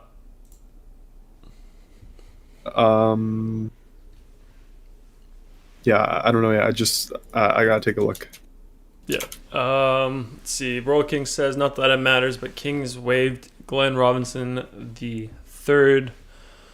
Hasty says Jazz saved the best for last. Dinda says Rozier giving away autographed balls and jerseys to buyers for his top shots that are over 5K. Saw that. I wonder if is it only the ones that he's selling or if anyone sells them. I have no idea. You sent me that. I don't know. I didn't look too far into it. I don't know. Yeah, I mean, true. Because if it doesn't make sense. I think it's only ones that he sells because otherwise you could just wash trade them. You could just make two accounts and just sell them back and forth, and not sell them at all. Not lose any money. You don't need two accounts. You could have two people. I could buy it, sell it to you. You could buy it, sell it to me. Yeah, that's what I mean though. Two people, two accounts. So you could wash trade it like that. So I don't get that. He also said something about if over 100K courtside, you get courtside tickets, and then he said maybe a chance to see me and my teammates after the game. It's just do you get that or do you not? Does it depend if he likes you or not? But yeah, I'm pretty sure it's probably just the ones that he is selling, if I had to guess. Wouldn't make sense if it's a random person selling it, because then you could just do that. What else we got? He says, you think the Jazz are going to cover tonight, Chris? I see 8.5 right now for the Jazz. Probably the Lakers haven't looked great without their guys, without Schroeder and AD in there. So I would say yes, but I'm not confident on it. Yeah. John Cotter here says Scary Terry. Dinda, I think, agrees. Says he was begging on Twitter today. Yeah, you never know what kind of financial obligations some of these NBA players have. Yeah, you don't know what's going on with their finances, why they need the money. But yeah, definitely he seems a little bit too interested in it. What's his NBA salary? Do we know this? Yeah, he got overpaid. He was on Boston. He got the huge contract from Charlotte. Go to the second link. I think Spot Rack. Yeah, Spot Rack. Yeah, he got the $60 million contract. 3 years. Yeah, I mean, it's still a lot of money. But you never know how they spend their money, where it goes, what obligations they have. But yeah. What else we got here? Dakota says, you guys think they're overvalued as of now? I personally would say yes. Also, I think the thing like there's I don't know there's I think there's like the concept of like the top shots. They're not like liquid. It's an illiquid asset. It's like a house kind of. It's not a house, but like if you have a house, you have to find a buyer for your house. You can't just like sell it with a click of a button or just sell it right away. Like you have to put your house on the market. You have to put your top shot on the market, and you have to find like one person who wants to buy it. So like you don't even know if they'll. I don't know. But you can't even get your money outside of Top Shot. Apparently, that's really hard as well. So I think that's another reason. Yeah, I don't know. What do you think, Chris? About them being overvalued. Yeah. I think I agree with what Dakota said. I think as packs keep coming out, the market will get saturated. Yeah, so I mean, for that reason, I think the series one, like the first series cards they released, will be I think if you want to buy some, I think those are the ones to buy. I think as they move forward and introduce more series, I think the value of those will be lower. But I think like if you have like the super rare ones, series one, like like only 250 cards created or whatever moments created, I think those have a lot of value. But not sure about just the regular ones. Like I always say with stuff like this, I don't think it's for regular people really. I think it's if you have a bunch of money, then it makes more sense if you didn't get in early to buy it. But I mean, if you don't have a lot of money, I don't think it really makes sense to kind of spend too much time on it. Like you see a lot of stuff on Twitter about it, probably all over your feed. But I mean, I think all those people are, I don't know, they're doing well. They make a lot of money, so I think they have. I don't know. It makes more sense for them to be interested in it. Well, I'll say this also, like if you do want to do it and you just buy the packs, like you're not buying it on market, like you're buying them directly and you have the random chance of getting something cool. I think by all means, like that's fine. Like it's $9, do that. Like if you can get that, but buying them like aftermarket from someone else selling them at a higher price, I don't think you should do that. But I mean, like if you're considering doing that, you might as well like buy like a sports cards. Like it's very similar there. Like you're not interested in buying like a $1,000 sports card. Why would you do this for a digital sports card? Well, some people are, but at the same time, like I was in the Discord, there was like a voice chat, and people were so excited. Like there's a lot of hype that I don't think is warranted. Like these people were so excited. They had like $5 packs, not $5 packs, but $5 cards, and they turned it into like $50, and they were so excited. So I think some of the hype there is a little like inflated. So I mean, going 5 to 50. I mean, it's obviously a good return, but at the same time, you made $45, so it's not gonna do like a crazy. It's not gonna give you a crazy change in your lifestyle or anything like that. Yeah, Carter says, think it's what people say about the stock market. Rich people can get rich, but poor will stay poor. Yeah, I mean that's kind of the thing. Like when you don't have any excess income and you have to like spend it all for your means, like to survive, like food, rent, all that stuff. You don't have anything to invest. Like you're losing out a lot. But then if you have money, you can like put aside that doesn't sit in like the bank account into like stocks or something. Then your money appreciates more than inflation typically. So, but if you can't do that, then yeah, 100% rich get richer, poor get poorer from that. I think it's kind of messed up. Like you see all these people on Twitter, like Fantasy Labs owners, a bunch of these rich people who got in early. They're all hyping it up, and then like these, I don't know, these normal people who go day to day, struggling and stuff. They see this, they probably want to buy into it, probably spend their entire paycheck, all of that stuff. I don't know. I kind of feel bad. I think it's kind of. It's also what I said, like about it being an illiquid asset. Like you have to find a buyer for your thing. Like just because you buy it for $10K or like $1K or $500 now, you can't just go and sell it like click of a button like you can with like say a stock or some other crypto thingy. You have to find a buyer with these NFTs. You have to find someone who wants to buy it, and they have to agree to the price. So it takes time. So I think it's a little heated. I'd stay away. right now. But I wouldn't stay away from the packs. Like if you can get the packs for $5, I'm pretty sure $9, whatever. Like that's totally fine. Um, but yeah, Yeah, and Hasty says it too. It's just like the sneaker market, like bunch of hype. You make profit, but I mean, unless you're one of like the biggest people there with like thousands of sneakers that you're reselling, like you're gonna make like a few $100. I mean, it's good money, but it's not gonna change your life or anything.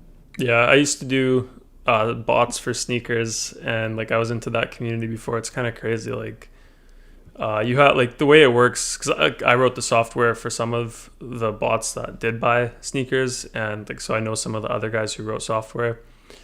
But like the guys who sell the shovel, the ones who aren't digging the gold, they're the ones who make all the money. Like you sell a bot that's like $500 a month or whatever, $500, you get like 1,000 people who are super hyped to get into sneakers because they think they'll make a lot of money. But the guys who sell the bots, they don't even have to buy the shoes. like, and then like Yeah, the bots, they work like it's ridiculous. Like the bots, they work like they don't work well. So like they have like 1,000 members or something, and then like 10 out of the 1,000 members get the shoes, and then they hype that up on their Twitter, and then it looks like everyone who has the bot will get a shoe, but in reality it's just like a number game. It's a lottery. Like only 10 out of the 1,000 people who have it got the shoe using the bot. So you got to be careful about this stuff, got to think about it a bit. But yeah. I think it's like a cool thing. Like the cards, they interest me, but like I said, if you don't have a ton of disposable income, then I don't know. I would stay away. Yeah. Brendan says you literally have to find a buyer for anything, try to sell. Anything is only worth what someone will pay for it. I mean, if you have a stock, you don't need to find an No. individual Yeah, buyer. what I'm Like, saying is there's liquid assets, like assets you can sell right away, like Chris was saying, stocks, and there's illiquid assets, like a sneaker. Like you're not gonna put it up and someone's gonna buy it right away. But a stock you can sell right away, like currency you can convert right away. yeah, Those are liquid assets. But then like a house, you don't find a buyer right away, even if you try to sell it for like a bit under market or at market value. Um, I mean, yeah, stock. Yeah, well, it's stocks, currencies, cryptocurrencies. Those are liquid assets. There's more. There are more liquid assets than just stocks, though. But yeah, anyway, off topic here. Let's wrap up the slate because I have to do NHL soonish. Three pillar plays, Chris. First on FanDuel, overall play of the day. Who do you have? I'll go with DeJounte Murray here. Yeah, talked about the Spurs a lot. Talked about the guards that are missing for them. I think DeJounte Murray is my favorite play tonight. Yeah, Okay, and then value play of the day on FanDuel. Who do you have? value play. Let's go with Patty Mills here at point guard. 3.8K. I think that's a really good play tonight as well. Okay, and then tournament play of the day. Who do you have? Tournament play. Let me just take a quick look. Do we have any? I want to see if we have any like hometown narratives. I haven't checked that tonight. If we have any birthdays, let me just take a quick look. Narrative. We have Clarkson against the Lakers. I like this one. Zach LaVine against the Timberwolves. I mentioned him a lot when I was going over that game. He's kind of in that Trey Young range where people don't really want to pay this price tag for him. But, I mean, I could definitely see him go for 55, 60 fantasy points here. Yeah. Your boy Brandon says name one more liquid asset. I mean, I did Google it just because I didn't want to get it wrong, but like there's a bunch. Like there's metals, there's commodities. Like there's a lot of different stuff that's liquid. I mean, even if you just say stocks and currencies, like those are huge markets. So, I mean, you can't disregard those just because there's not like a big number. They're still huge markets. Yeah, I think there's also like credit markets as well. Like there's a lot of stuff. I'm sure we've got the banker in here. Days of work. He's the banker. I'm sure he could clarify all this up for us. But yeah, no, there's a lot of liquid assets markets. But yeah, DraftKings, Chris, overall play here. Who is it? Here on DK, I'll go with DeJounte Murray as well. Just really like the entire environment here for him with all the guys missing. Yep. And then value play of the day on DraftKings. Who do you have? let's go with Patty Mills here as well. You could put Saban Lee here. I kind of prefer Patty Mills a little more, but both are really good value plays that I'll likely have in both of my, in my DraftKings lineup. Okay, tournament guy. Who is it? I like sticking with the same thing on both sides, so give me Zach LaVine here. Kidoki. So that's out of the way. Core plays, cash, and then giveaway. Another reminder for the giveaway, guys. If we hit 30 likes, on this video, we'll do a giveaway for a weekly pass. So to participate in the giveaway, you don't have to do any retweeting or anything like that. All you have to do is just be in the chat here, and then just let us know that you're in the chat. So once we hit 30, we'll do that giveaway at the end. So let's try to get that. And then, core play, Chris, FanDuel first. Let me load up the points per dollar K here. First up, who do you have? Let's go with DeJounte Murray. Had him as my favorite play. We could go with Patty Mills. Had him as my value play. Don't really want to lock in a shooting guard just because I think there's 3 viable ones. We can go with Jason Tatum. Had him on the cover tonight. So really like Tatum today with no Kemba Walker going up against the Hawks. I think he's 9.4K over here on FanDuel. So really like him. And I think that's it. 3 guys? Yeah. Okay, let's build. See what your boy Brandon says. He says, I know you were using that to discredit. No, the only thing I said is like even something liquid or illiquid, you still have, there's always a buyer and seller involved, but liquid just means you can get your money out of the asset faster. That's all. But obviously you still need buyer and seller and everything. Which ones do you like here, Chris? So we have this decision today with Josh Jackson. He's currently not in the top teams. So I really like this first team. The second team, I'm not too high on. So we can go with the first team, and then let's also get the fifth team here. I like that team as well. So 1, 2, 5? Just 1 and 5. Okay. So we have a 2v2 here. It's Lonnie Walker and LeBron versus Josh Jackson and Jaylen Brown. I really like both of these sides. The top side probably has a little bit of a safer floor, but I think the second side here has a really good ceiling. So I think if I'm playing cash games, I'll go with the Lonnie Walker LeBron side. If I'm playing tournaments, if I'm only playing one tournament lineup, I would go with the Jaylen Brown, Josh Jackson side. Okay. Let's run it back on DK. Chris, first lock here. Who do you have? Yeah, we could start with my favorite play, DeJounte Murray, and then we could add in my value play, Patty Mills. We can add in my second value play that we didn't lock in, Saban Lee. And then we can add in Lonnie Walker. He's really good value here as well. So we have a ton of value on DK. And then I think Jason Tatum as a spend up here, we can prioritize him as well. Okay, hit build. See what we get. Ghosty likes number 1. Chris says LeBron can go for 60 plus. Yeah, I like 1 too. NC over here says, are you worried about Aldridge's minutes, Chris? I mean, we could get popped here, but I don't know. I think the spot's really good here. No Keldon Johnson, no Rudy Gay. Those guys kind of play the 4 and kind of eat into Aldridge's minutes. So I think we could get a decent game here in terms of value for Aldridge's price tag. I think we can get 30. If you get popped, though, it's not just LMA. It could be any Spur, right?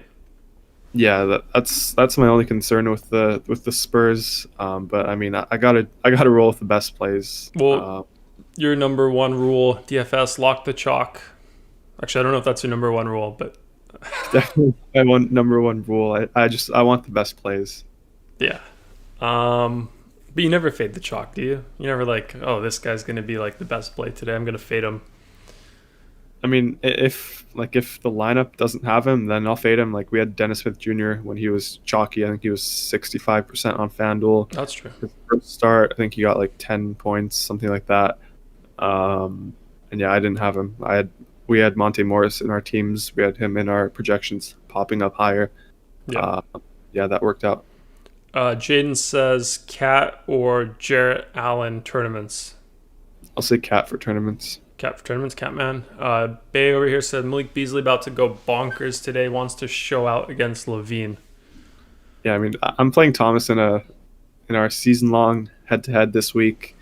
He has Malik Beasley, so that's the only reason he's saying that. Okay, and then which ones do you like here? Because Ghosty really likes number 7. See, it has Steph in here. Steph. No Clint. Trey Lyles. I think Trey Lyles is a little thin, and it doesn't have Jarrett Allen. I don't know. I prefer Jarrett. I prefer spending up for Jarrett Allen than spending up for Steph Curry. Okay, which ones do you like? I do like that team in tournaments. And then for cash here, we can take a look at the first two. I think that there's a 1v1 here with Josh Jackson and LMA. Yep. I think the construction here is very solid with the first team. So we could just look at that. I was just gonna say, like Clement was asking me before about how to use everything here. For cash, as you can see, like we don't change any settings. Just trust the projections that we have here. We really have been working on the projections quite hard, so they are super solid most nights. I always say this, like they land on what a lot of pros choose. And then past that, like if you want to make a decision with some of these top ones, that's where your sports specific knowledge comes into play. So that's why Chris here can like analyze them a bit. He doesn't always play the first one, maybe not always the second one, but he does look at each player here, find the differences, and then sort of think about which environment's better for which player, and then decide like that. But just it's a lot easier. Like you don't have to make things too complicated here. And then the same thing for tournaments. Like I said, like just adjusting the minimum and maximum exposures for players is enough to, it's enough to do well. Like I used to only do that before, and I did well before. But yeah, let's load these up here. John Collins is playing today, Chris, and Culliver is playing today. Yeah, so I just want to add on. I mean, you said I don't always play the first team. I would say like 90%, 95% of the time I do play the first team. So I mean, like that's literally why we built the projections, just so it makes it easier. They're super sharp. They get you on the best team. So I mean, like most nights, if you're playing something other than the first team in your cash games, you're probably limiting your upside in terms of your expected value out of the lineup. So I mean, just if you're a beginner, if you're new to optimizers and you just want to play the first team, like definitely very viable. Yep. With this team here on DK, we have a 1v1. Oh, Josh wanted to say we have Dean Wade starting, like you said, maybe. Oh, Prince? Yep. Yeah, I mean, it doesn't change anything. He got 15 last night, so whatever. But yeah, this 1v1 here, I think the rest of this team is super solid. Clint Capella is the only guy that I don't love with John Collins in, but 7.8K. I think it's a fine last piece spend up in cash games here. We literally get everyone else that we love. The Spurs guys, Tatum, Jarrett Allen, Saban Lee. So we get all the great value. And then, this 1v1. I'm Josh Jackson all day here. No Jeremy Grant. I love the usage with Josh Jackson. I'd rather get off of 4 Spurs if I can. And I can here on DK. So, yeah, I'm going to go Josh Jackson here all day. Okay. Let's see if we hit the like threshold. 25. Don't think so. We'll up our YouTube marketing game pretty soon. Level that up. Got to figure that out. Seeing some comments here before we wrap it up. John Cotter says lock the liquid. I mean, like the thing with the top shots, like say you have a top shot that's worth whatever 5K and you needed money. Like you're not going to be able to sell it for 5K right away. You might have to wait. Maybe you'll sell it for 3K because you can't find a 5K buyer. So that's like the disadvantage with the illiquid things. Levine or SGA tournaments, Chris, from Jaden? I'll go Levine. I think SGA is going to be chalky, so I'll go with Levine. Okay. T-Bay says, I'm going to play Malik in my cash lineups today. What do you think of that? What do you have to say? Well, I know he's a FanDuel guy.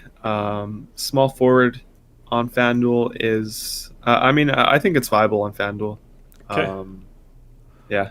Ghosty says Curry can go for 60 plus 2. Him and LeBron from Ghosty, 60 plus potential.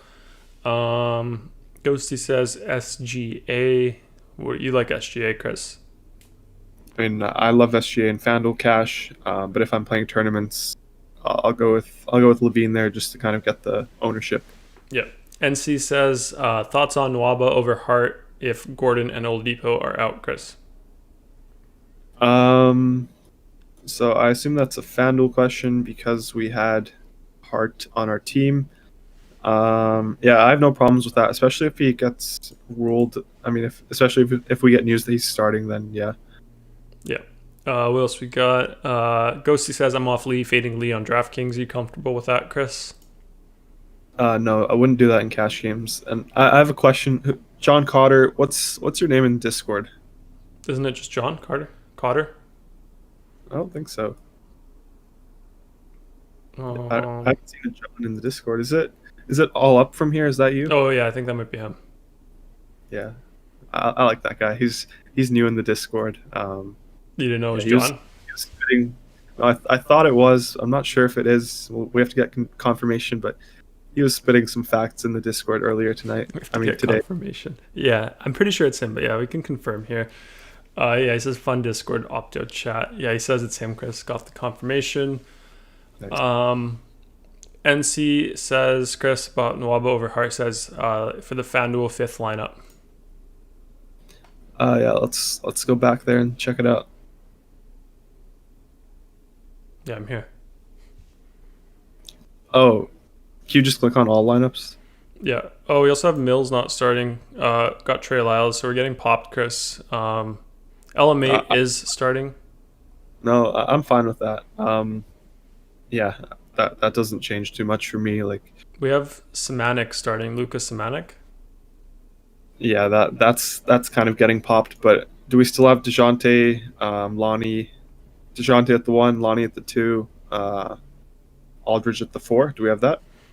Let me open up this tweet here, see what we have. Actually, that tweet is deleted now. Maybe it was wrong. Yeah, it's gone. Not sure where it went. Are you seeing anything, Chris? I see LaMarcus Aldridge won't have a minutes limit on Wednesday, so I mean, it's good to know. I didn't know that there was a minutes limit possibility. So I mean, here it is from Paul Garcia. He deleted his tweet, put it back up. He says, starting 5: Murray, Walker, Samanik, Lyles, and Jakob Pertl. Murray, Walker, Luka, Jakob Pertl. Wait, where's LMA? That's 4 people. No, it's 5. He has Murray 1, Walker 2, Samanik 3, Lyles 4, Pertl 5. They're not starting LMA. No, That's okay. Probably can't play LMA then. That's a little weird. He's started every game this season, so probably can't play LMA anymore. But I mean, I'm still fine with Patty Mills for value off the bench. I don't think that's too big of a bump down. But yeah, LMA this news is kind of scary there. should we rebuild a bit quickly? Just take out LMA, maybe bump up Luka, bump up Pertl. We could exclude LMA just to see. Yeah, we could do that, I guess.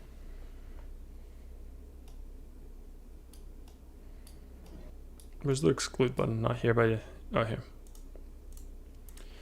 Okay. I like Pertl. Hurdle, yeah, but he's a center. That's the problem.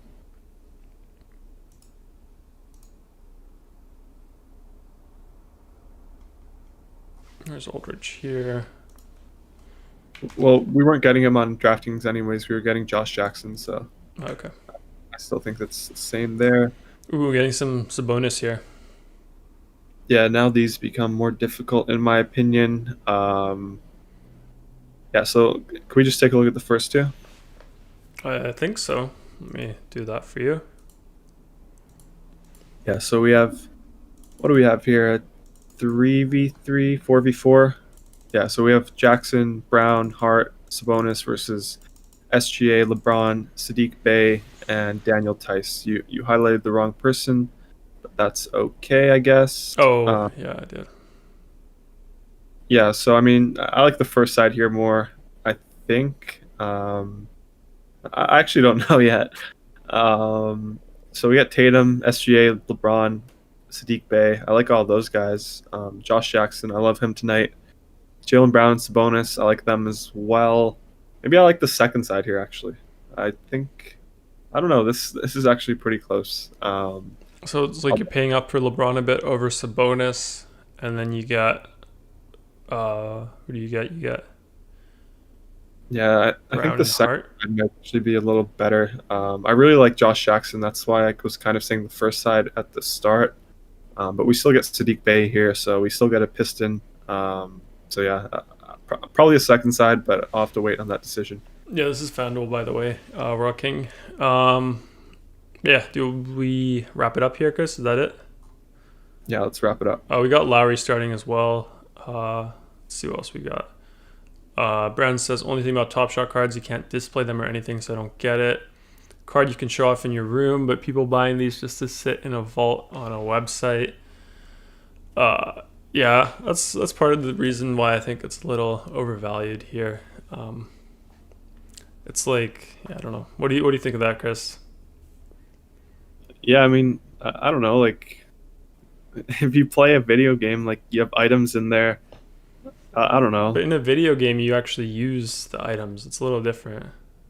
Yeah, but here you kind of show it off if you have it. Like if you have the one of 250 Zion card, I don't know. You're like a big baller. Like, Well, yeah. I mean, the difference here is like, yeah, it's provably unique.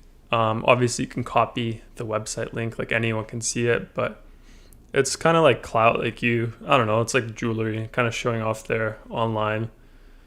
yeah, it's like online jewelry. Yeah, it literally is online jewelry. There's no utility unless like they do more stuff with the NBA. Like maybe if you own some, you can like meet the players or something. If you own a certain one, you get like access to things when you go to games. I don't know. But yeah. What else is there? Are you building your NHL teams? Yeah, well, I only need like 2 minutes, 5 minutes. I trust the Opto. It does all the heavy lifting for me, Chris. So just need like 2 minutes here. David Korea says, B. LaMarcus Aldridge, San Antonio, power forward. Yeah. Huh? It just says LaMarcus Aldridge off the bench. The report that he was starting is incorrect. So Got it. yeah, we got that. It probably gets us off of LMA now. Top optimal in NHL. No, I'm playing tournaments, so I'll be doing some stacking there. So I think I'll be doing a 3-2-2 stack on the site I'm playing on. So some stacking tournaments. Also set the slider to 0 offense against my goalies. Yeah, so I think if you're playing optimals on any NHL, that's the main decision to make. If you want to play anyone against your goalie, I think it happens on DK more so than FanDuel. Like usually I'm okay with one guy. If it's a defender, I'm comfortable with it. If it's a forward that's like expensive, then I'm not too comfortable with it.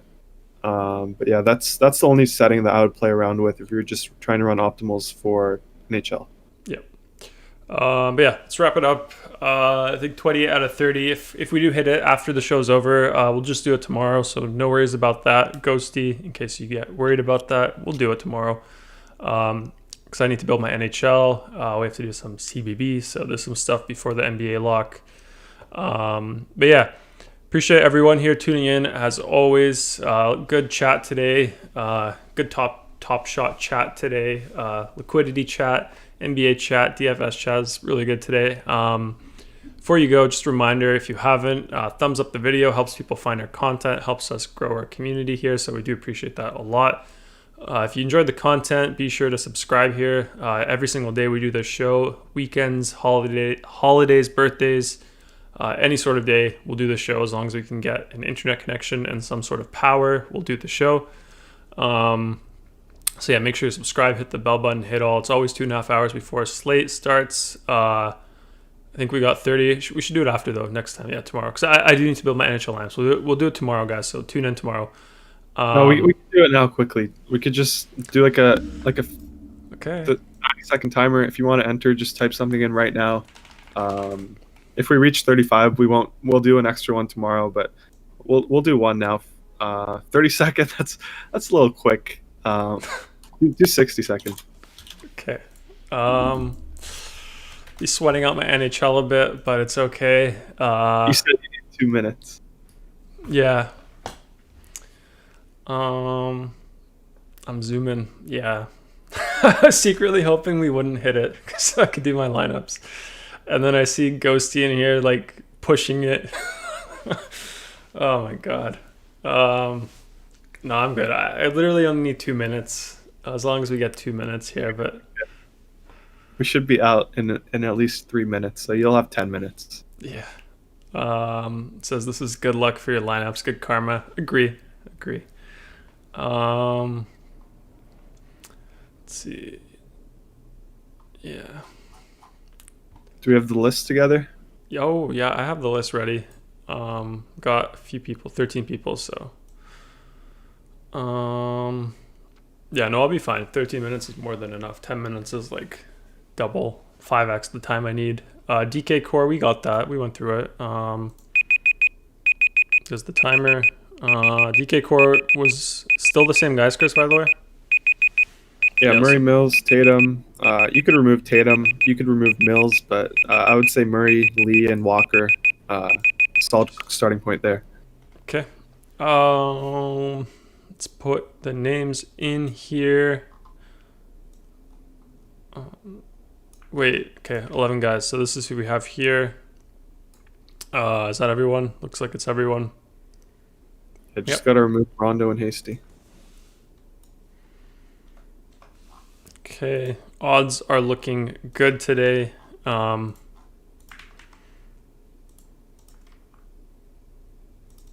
one's missing? Dakota, Jaylen, Vian Jones. Yeah, I think we're good. Okie dokie. Today's the day for E-Show. It doesn't look like it. Missed it. Jaden or John Cotter? Who's it going to be? Oh my god. God, that's close. That's Cotter. Wow. Nice. Yeah. I think, John, you just paid for a month, so I'll just refund a week from that. So just send me a message on Discord, Garry, in the Discord, with your email, and then I'll just give you the refund for the week, and then that's it. Now we went down from 30, apparently, Chris. Negative countdown. We take it away from John? 7 days? Huh? Is it easier to refund than to add 7 days? Yeah. Okay. I think so. Yeah, I'll figure it out. I'll check. It depends if you're Stripe or PayPal. So one of them is easier to do. Just DM Garry on Discord, just to remind him. Yep. Lynn says too close. That wheel needs a respin. Definitely not. Gotta do my NHL stuff here. But yeah, all the subscribe stuff's out of the way, like stuff's out of the way. Twitter, guys, at DFS Crunch. Me on Twitter at solecartier here. Chris at Chrissair DFS, 2 S's there. Website dfscrunch.com. Anyone new here, we do have a 3-day free trial. You're not charged at all until after 3 days. No strings attached, nothing at all. You can cancel anytime before then and you won't be charged. So you can try it for 3 days for free. Even if you have no plans on sticking with it, just try it out 3 days. If you're into DFS, you'll enjoy it a lot. We have every main sport, FanDuel, DraftKings. So 3 days for free is a steal. But yeah, I think that's it for today. Ghosty says, calm down, Garry.